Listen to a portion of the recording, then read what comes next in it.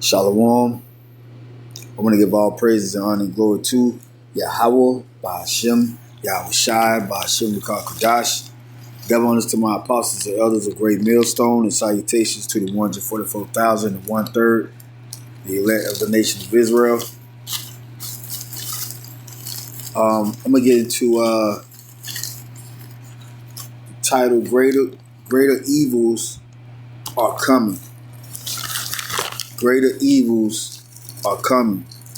It's coming on the planet Earth. We are already in the times of evil, as you can see, whether through local news or international. You have evils on the earth. It's already kindled. The Lord spoke about this with the 12 disciples in the ancient world about these times. So I'm going to go ahead and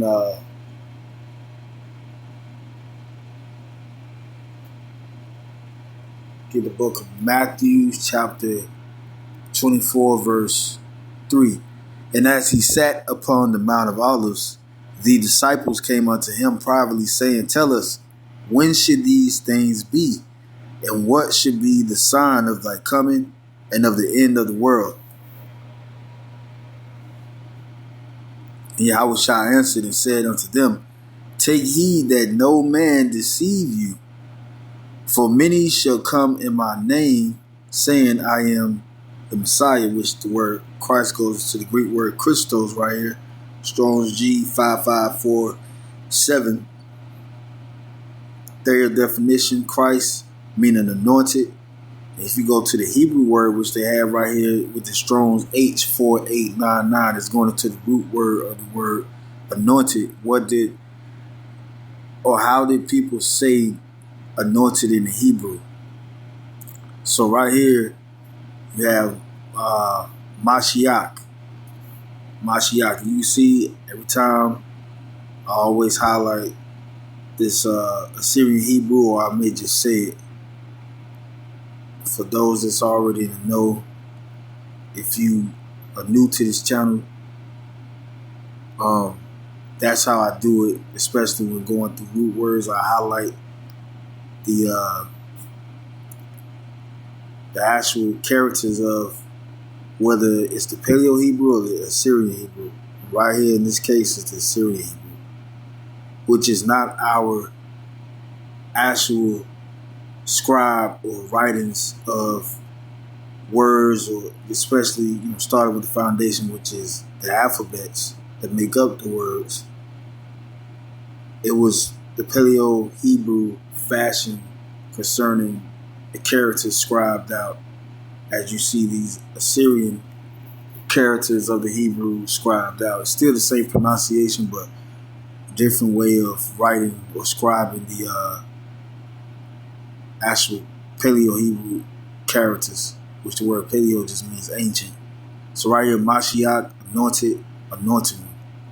Who is the anointed one? Yahushua, who the word evidently calls Jesus Christ.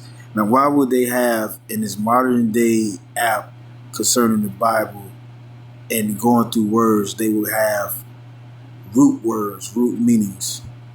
It goes to show you how important the name of the Lord is, and how important our language was, and how important, certain scriptures like Zephaniah chapter 3 verse 9 goes into how we should go back to a pure language that was talking about prophecy.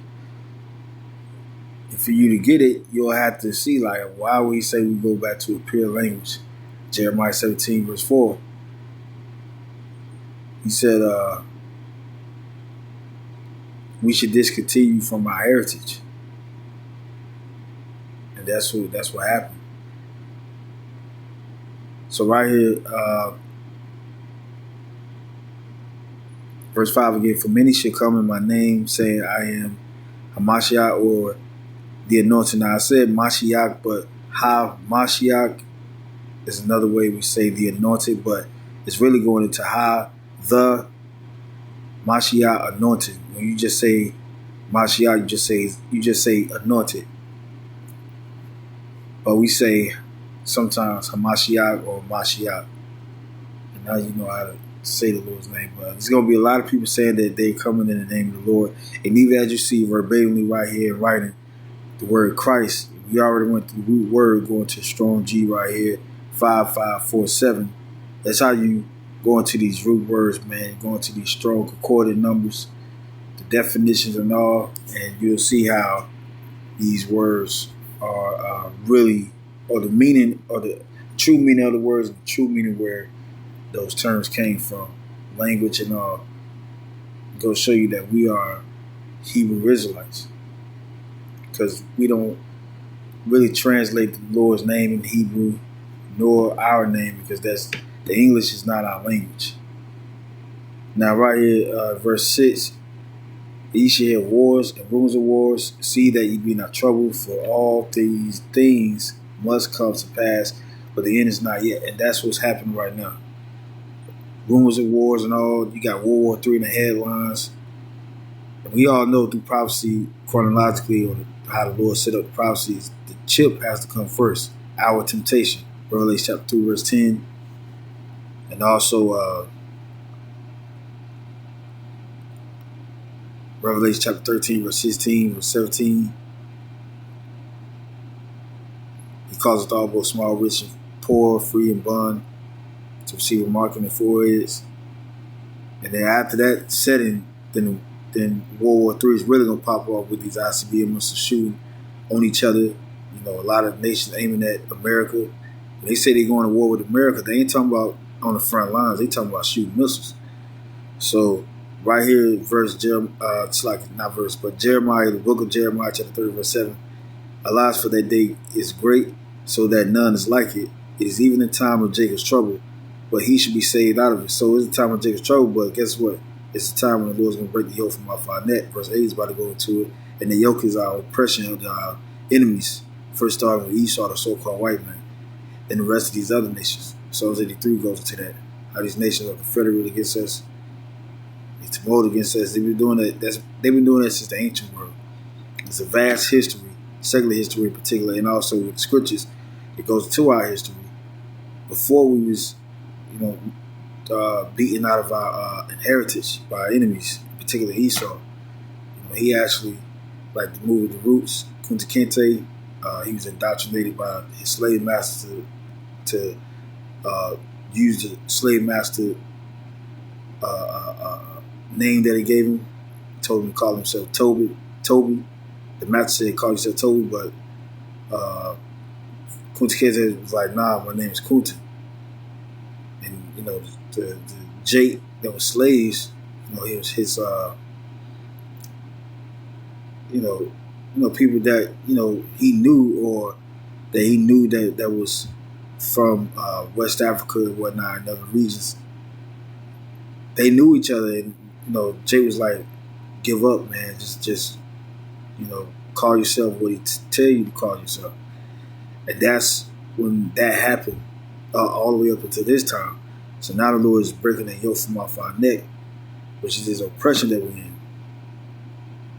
And He's going to make us into gods again. But this time, it's going to be forever. That's why it's important to read the scriptures, because this is our heritage. This is who we really are. And the Lord is waking us up. A lot of people won't wake up. But they're going to show you that Hosea chapter 4, verse 6, his people is destroyed for a lack of knowledge. Jake is wickedness getting got on him from his own family, from people in the world, from his foes, from the beast, which is EU, NATO, harlot, America, because Jake is not only in America, but over there in UK and whatnot, the EU and NATO, we dwell, NATO dwells everywhere, but more so the harlot is America. Like it says in Revelation chapter 17, that rideth on the beast. They all are interwoven with each other. They all connected. But the Lord is about to break the yoke from off our neck, and their yoke is their system. So right here, verse 8, for it shall come to pass in that day, said the Lord of hosts, that I will break his yoke from off thy neck, and will burst thy bonds, and strangers should no more serve themselves of him. Yeah, 'cause we're working 9 to 5, and working all day, just to pay a mortgage, but never spend time at the house in order to enjoy it. Don't have our own land. Like I just mentioned, the history, the Atlanta slave trade, and also Jake that was already over here. So-called Native American Indians, so-called Syrian Indians, so-called Aztecs and Mayans, so-called Mexicans. They are children of the Lord too, but at the same time, Judah had it the worst. So-called Negroes, we had it the worst. We went through slavery because we the head tribe, and also Benjamin and Levi, they had the same fate as Judah too as well, but they ended up, a lot of them ended up over there in other islands and whatnot, Haiti, such as the Haitians. They are really Levites, the priesthood of the Lord, and also Benjamin, the youngest son of Jacob, the one that he loves. They are so-called Jamaicans, Caribbeans, Trinidadians, I think Barbados, all those, Benjamites that was put over there in those islands and whatnot during slavery. Like I said, the 3 tribes was left over there in Israel, but then they migrated to, or really exiled to certain parts of Africa, predominantly the West, because you had Hamites, so the Canaanites and whatnot. They dwelled over there in that continent, which is named Africa today, but it was really the land of Canaan or Ham, which Canaan or Canaan is the son of Ham, along with Put, Mizraim. See, that's why it's important to know this history. We ain't Africans, or so-called Africans. Really, African came from a Roman general named Africanus, Scipio Africanus, that fought in the Punic Wars against Hannibal. So, when he conquered Hannibal, I think in the Second Punic War, that's when they named North Africa, which now is Africa, but it's because it's north of it. But that land wasn't called Africa, the whole land at the time, even when he won the Punic War.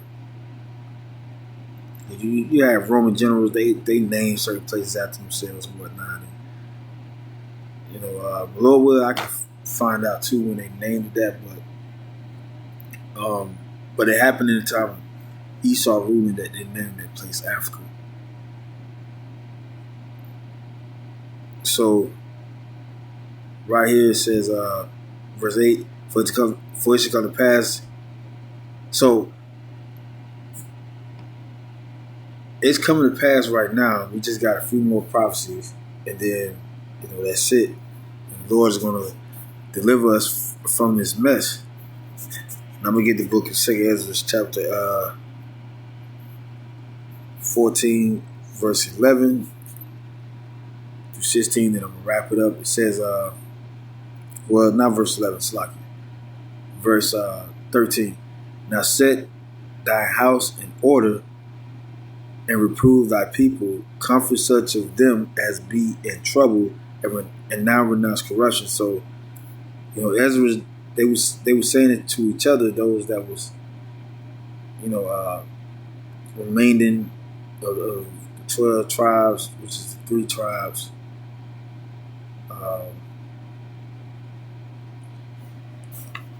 Southern Kingdom, Judah, Benjamin, Levi. The reason why it was 3 because of the time of King Solomon's son, King Rehoboam, prophet. I forgot the prophet name, but he divided the 12 tribes of Israel. Jeroboam got 10, or should I say 9 tribes, and Judah, Benjamin, and Levi, they stayed with Judah, which Judah ruled Israel, but the prophet said he's going to have 3 tribes and it was mainly called the Southern Kingdom because of, King Rehoboam ruled in the southern region, more so Jeroboam with the north, where mainly all the other tribes was dwelling at, besides the east and the west. So right here says, so that's what they did. They did it, and that's why Ezra and all the men of the Lord who was in his mindset are in their lot today, and they are counted as the elect. Remember, the elect is predestinated from the foundations of the world. Ephesians chapter 1 verse 4 goes to that. So right here it says, let go from thee mortal thoughts, cast away the burdens of man, put off now the weak nature. Verse 15, and set aside the thoughts that are most heavy unto thee, haste thee to flee from these times, for yet greater evils than those which thou hast seen happen should be done hereafter. Yep, and those things are happening right now, and it's going to happen more, especially in the hour of temptation. You're forcing us to get that chip. If you don't take it, they're going to cause you to be put to death. It says it in Revelation chapter 13. Then right after this, I'm going to wrap it up. It says Revelation chapter 13, verse 15, and he had power to give life unto the image of the beast. Yeah, let's talk about Esau having that power. He came back in power after the Roman Empire fell. Even though it was a certain period of time, but after like 1,000 years or so, because Jacob was ruling. Because remember, the blessing fell into the hands of Jacob and Esau during the time of Isaac, blessing both of them. But Esau got the consolation, and Jacob got the real prize, which Jacob has no limits, and his kingdom is going to be eternal. Jacob is the kingdom that followeth. 2 chapter 6 verse 9. So that's what is going to happen after Esau falls, after he set up his system. And that's why I mentioned Esau, the so-called white man, having that power. And in this verse it says he had power to give life unto the image of the beast. The image of the beast is really the Roman Empire.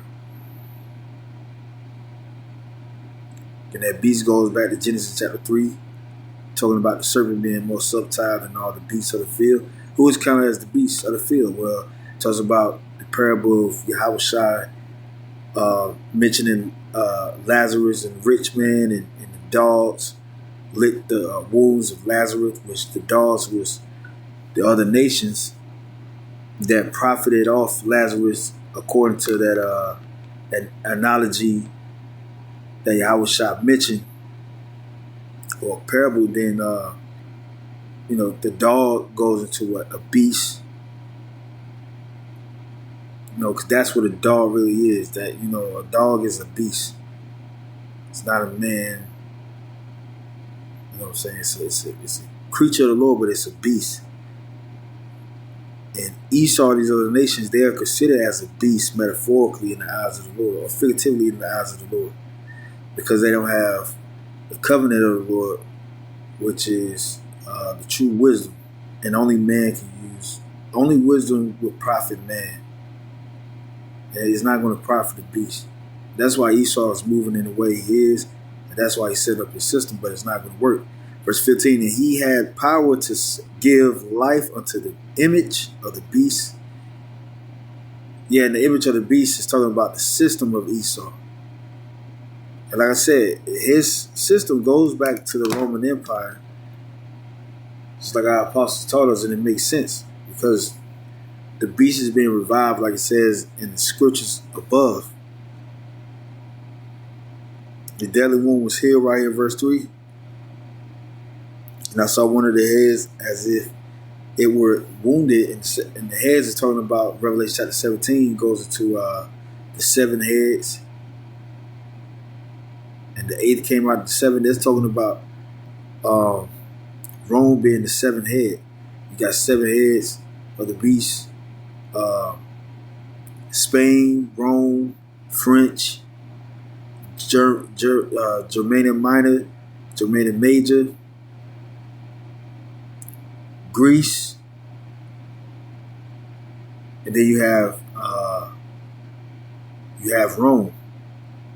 So you got Rome, Greece, Britain, French, Germania Minor, Germania Major, and Spain. 7 heads. And the 8th was America that came out of the 7, which is the Britain Empire. Or the British Empire.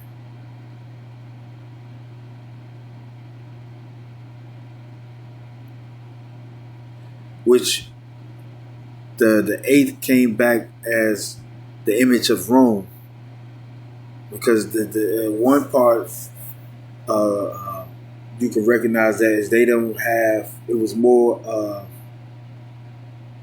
really it goes back to the Grecians, which the Grecians copied, which the Romans copied a lot of ways, laws, and language of the Greece. It copied a lot of format of the Greece Empire, which was their forefathers' first civilization ever to rule the known world at that time. During the time of Alexander the Great, as a whole, not during the time of King Philip II, Alexander the Great father, which was a nobleman in the time of the Macedonian region started to erect power. But it really didn't get the whole grip on the earth until Alexander the Great came, or the Crete, Alexander the Crete. So, that's mentioning also talking about the leopard, which is the Grecian Empire, talking about in verse 2. So, right in verse 3 it says, "And I saw one of his heads as it were wounded to death, and his deadly wound was healed, and all the world wondered after the beast. And they worshiped the dragon, which gave power to the beast." The dragon go back to that serpent,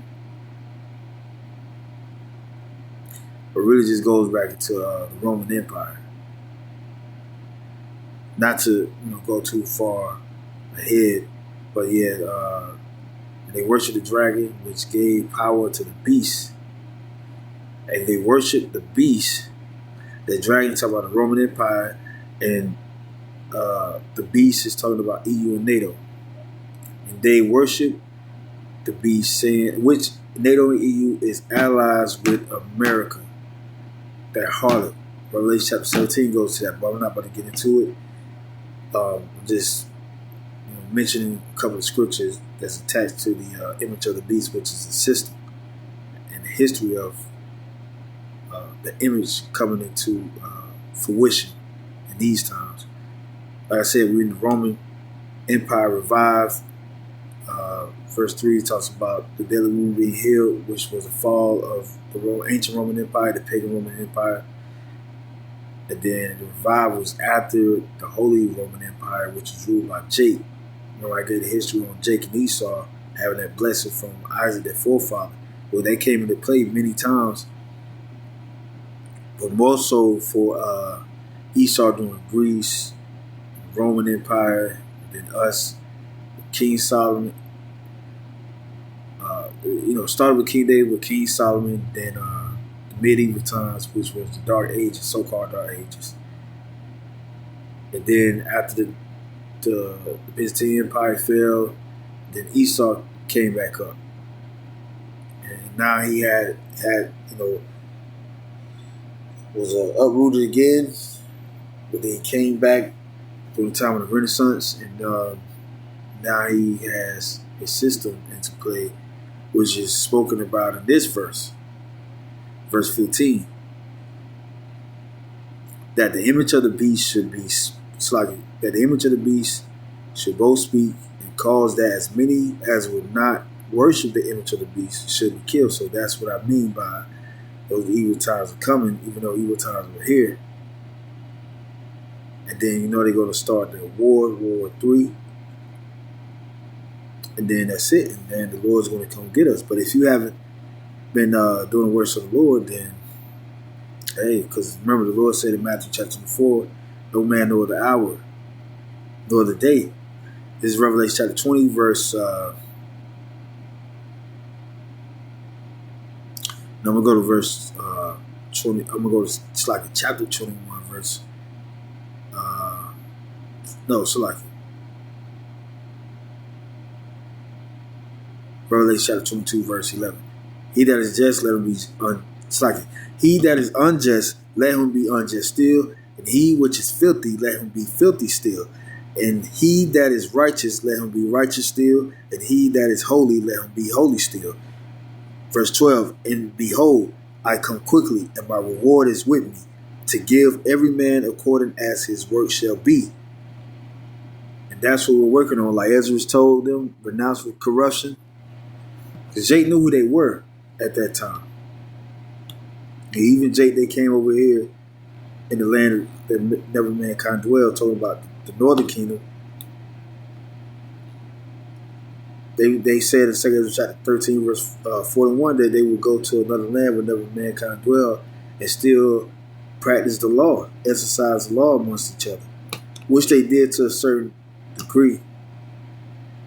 You got certain secular history books, the 10 tribes in the Promised Land. The book talks about certain times that I think the Tayo Indians, they spoke Hebrew, they knew who they were, they knew that they was people of the Lord. You had Spaniards witnessing them being people of the Lord. You know, it talks about certain events that happened amongst Spaniard and Taino Indians, Native American Indians, Seminole Indians. You know, they gave account how they spoke Hebrew, how the Spaniards had Hebrew interpreters that was Jake, that was so-called Native American Indians, so-called Seminole Indians. The Spaniards amongst the Aztecs and Mayans, they got hieroglyphics of Hebrew scribes or Hebrew characters of the Paleo-Hebrew and not the Assyrian. So yeah, man, you know, we gotta be those people, man. And the Lord's gonna come back. He's gonna reward us for turning back to Him. But for you, Jace, that's still in the world, you're gonna reap judgment from the Lord. You're gonna reap wrath from the Lord. You're gonna go into the lake of fire with Satan and his angels, or the devil and his angels. Which that lake of fire is the nuclear missiles is going to be shot over here in this World War III. You know, because Jake, if you haven't died but you still ain't repent, the Lord just may preserve you to be destroyed, because people that's in that time going to be on the earth, they're going to live in that time that they're going to shoot missiles on each other. That's why nuts should be taken lightly, because it's headlines of World War III is serious. But we know, the men of the Lord, we know that certain prophecies got to happen before that happens. And when everything is said and done, the Lord's going to come back and He's going to deliver us. So with that, I'm going to say shalom.